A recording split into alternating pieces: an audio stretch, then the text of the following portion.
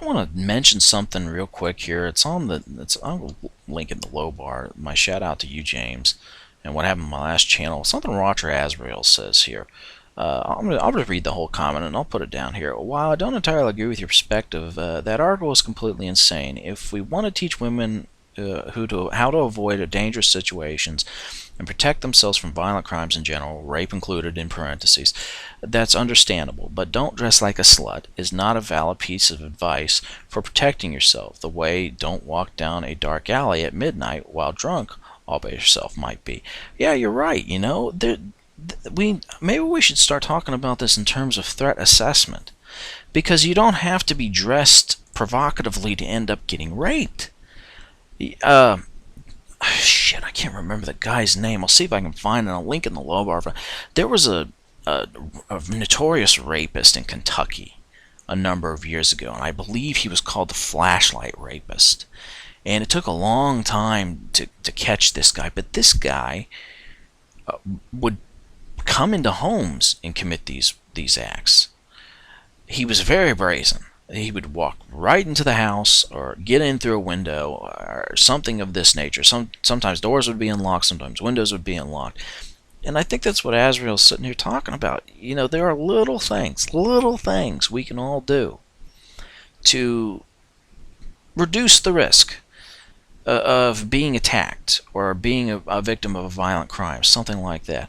And that's where we should be concentrating on. The woman's dress should be irrelevant.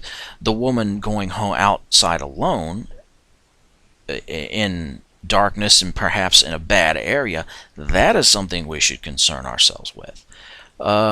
Another thing, maybe just a little, I've thought about this before, trying to think of ways that people can really keep an eye out on themselves. Perhaps just being more aware of your environment, for instance. If you pass somebody as you're walking down the street, especially if you would happen to be a young woman, and the person gives you a funny vibe, maybe looking behind you after you pass them and then maybe counting 1, 2, looking back again, 1, 2, looking back again, maybe that alone would be able to do something to kind of to keep you safe. A matter of just being aware of the environment, or not jogging alone, and not taking not going into an area you don't know alone. So many times, and for for people who are fans of these shows and stuff, who've watched things like Cold Case Files or Solved, and some of the stuff that you see on Discovery Investigation. And if those of us who've watched these things, and having had a professor who was in law enforcement, after a while you start to realize that the scenario that is so talked about by so many of these MRAs about a woman dressing provocatively and then being raped, that scenario is not the most common scenario.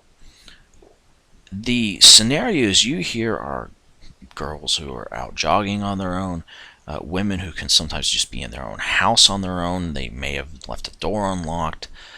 Sometimes it's if everybody remembers what happened to Alana Evans, she was drugged. These are the scenarios that end up being far more common. The stranger attack, blitz attack out of the night because you wore a short skirt is not the most common thing.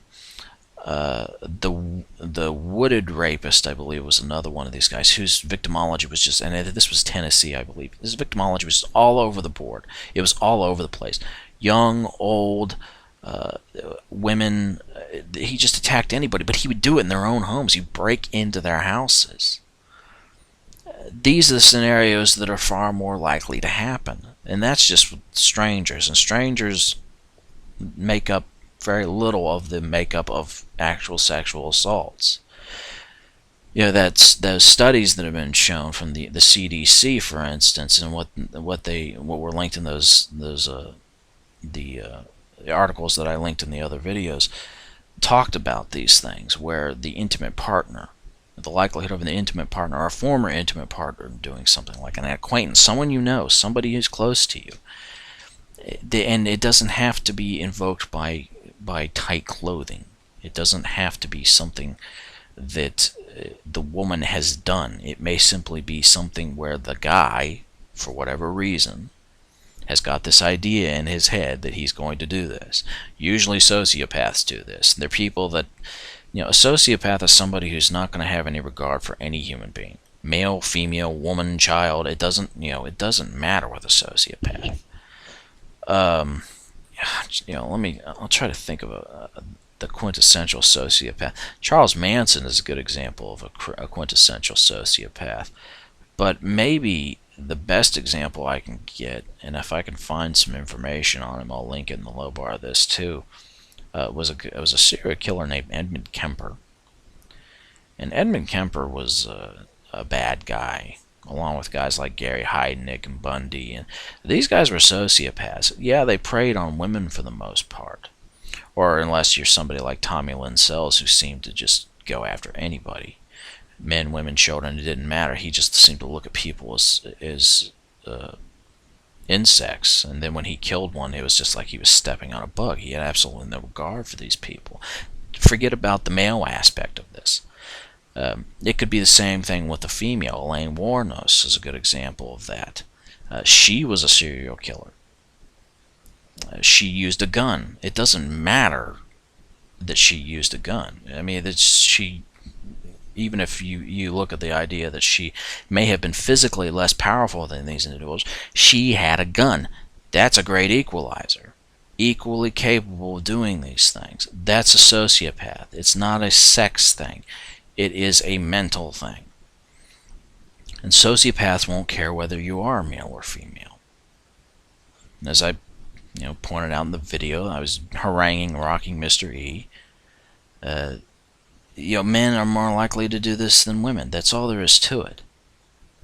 Now, we could come up with all kinds of ways of understanding why that is, but, in the end, it's not just the male aspect of it. It's the what makes a sociopath in the first place aspect of it. What causes them to do these things? This is both radical feminists and these hypermasculinists are guilty of this. We're losing track of the real picture. What causes someone to commit a crime in the first place, regardless of who they are in terms of their gender? That's the important question. Because we can give examples of either sex, but their sex is really irrelevant. What makes them do this? Why does a rapist go after his victims? That guy out in California oh man, I don't remember his name. The girl that he got first was named Dubois, and I don't remember the second victim. I think the Dubois girl was 15. I think his second victim was 17 or so, 16 or 17, and he had been a paroled sex offender who had been guilty of violent attacks like this in the past, and actually had attacked another girl on a path before he'd killed this the latest victim. And I'll link in the low bar. Fuck it, I'll link in the low bar. What makes that guy that way? What happened to make this guy, this particular individual, what made him that way? That is a more important question than don't dress like a slut because you might get raped. You might get raped if you don't dress like a slut. You could be dressed in a parka. As a matter of fact, the word slut in the first place has a negative connotation to it that doesn't really apply. You might have a girl who is a successful career woman, goes out, tight dress, drinks a little bit on a Saturday night, not looking for anything. Does that make her a strumpet? Does that make her a harlot in every sense of the word just because she decides to go out and have a good time and bring somebody home? I feel like with a lot of these guys, it's the fact that she didn't choose to go home with that guy. And that's why they're pissed. Most of us shake it off and we move on. They don't seem to be capable of it. But this idea that somehow this is exclusively women who dress provocatively who make themselves a target, no. There's more to it than that. There is a very complex victimology to the way these guys, and women sometimes, not as many, let's face it, there aren't as many as going to do this, and they're not going to be as famous. There's a victimology to this stuff that has nothing to do with the way they're dressing. Ted Bundy, for instance, murdered women who looked like his ex-fiancée. That was his preference. She jilted him, and he took out a contract on any woman that looked like her. That has nothing to do with gender. That has nothing to do with the way these women were dressed. They just looked like someone he hated, so he killed them. That is something that you cannot control for, no matter what you wear. So that's got to be right out. We got to start framing this in a different manner. It can't just be about don't dress that way. No, it has to be a whole accompanying group of things that go with it. It's got to be a whole accompanying idea that goes with it. The idea that you can become a target no matter what you're doing. Even if you're at home minding your own business. What steps do we take to reduce the risk? And we can't let, frankly, we can't let the damn radicals decide this. It's got to be people that are more moderate in the middle. It's got to be people that are considering these things for the lives of everyday people. Forget the hypermasculinists and the radfems. They cannot be a part of this decision. As I've said before, they're not going to help. All they're going to do is snipe at each other and complain about one side, demonizing the other side, and how they're both evil and that they are both destroying society. In the meantime, everybody in the middle is suffering and getting hit by the fire that's going back between the two of them. But I think WatcherAzrael's right. This has got to be. We've got to change the dynamic of what's being talked about. If we don't, nobody's going to be served by this.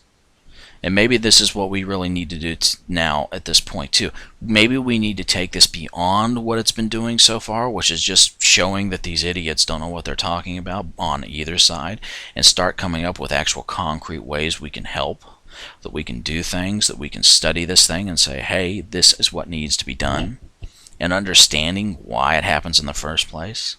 Why does Ted Bundy get jilted by his fiancée and murder 30 people? And what was it? What Kim Kardashian's husband gets booted to the curb and takes it fairly well, as far as I'm concerned. Why does one become a mass murderer and the other one just moves about with his life? Depending on whether or not you think the marriage was real. Maybe that's a bad example. Maybe I should use a different example. I can't think of one right now. Damn it. But yeah, what happens? What happens actually with all of us? What makes the vast majority of us? Let's say we do get, you get your heart broken, something like that. I can't think of a single person that I know here on YouTube or in my life that would resort to mass murder or brutalizing other people. I can't think of a single person. What makes us different from somebody who does? What happens between part A, part B, and part C to make somebody into kind of brutal killer like Ted Bundy, or just somebody who says, damn it, that, you get your heart broken and you're pissed off and you for a while you're stuck. Funk becomes your shadow. Funk hangs off of you saying, hey, don't wash. You turn into a hermit for a while, and then you get over it and you go on with your life. Why does one person handle it well and the other person becomes a serial rapist? That's the questions that I think we need to be asking. And why on earth? What can we do? What little things can be done to protect everyone better? And to get it away from this idea that someone's dressing a certain way, because it's not helpful. It's not helping at all. We've got to find a new paradigm. We have got to take this in a new direction. I have talked enough. I'm done.